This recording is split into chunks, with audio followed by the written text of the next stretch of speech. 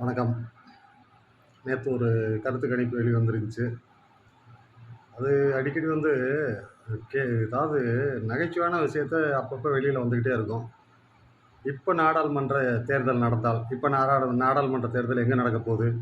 இதுக்கு உங்களை யார் கருத்து கணிப்பு நடத்த சொன்னது? நாடாளுமன்ற தேர்தலுக்கு இன்னும் 4 வருஷம் இருக்குது. கேட்குறதுக்கான பயலாக என்ன வேணாலும் சொல்லிட்டு போவீங்க.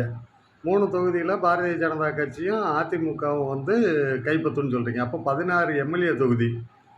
அதாவது பாரதிய ஜனதாவுக்கும் அதிமுகவுக்கும் 18 தொகுதி, 18 தொகுதி ஆதரவாக இருக்குன்னு சொல்கிறீங்களா? யார்கிட்ட காதில் பூ சுற்றுறீங்க? சரி, ஓகே, நீங்கள் என்னமாவது பூ சுற்றிட்டு போங்க. மக்கள் இப்போல்லாம் கருத்து கணிப்பை எவனும் கேட்குறதும் இல்லை, நம்புறதும் இல்லை. என்னமோ காதில் பூவை சுற்றிட்டு போங்க.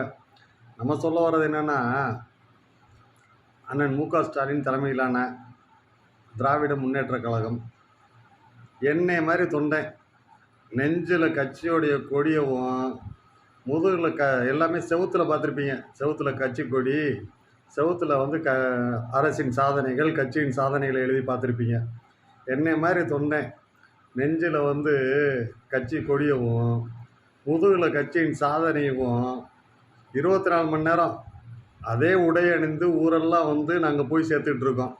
என்னை மாதிரி ஆளுகள்லாம் இருக்கிற வரைக்கும் 234 தொகுதியும் ஜெயிக்கிறதுக்கு நாங்கள் வேலை பார்த்துட்ருக்கோம்.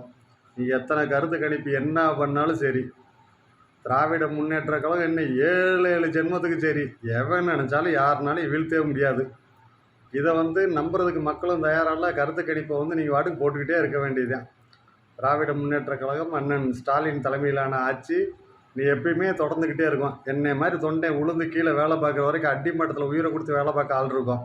யாராலும் வீழ்த்த முடியாது. நன்றி.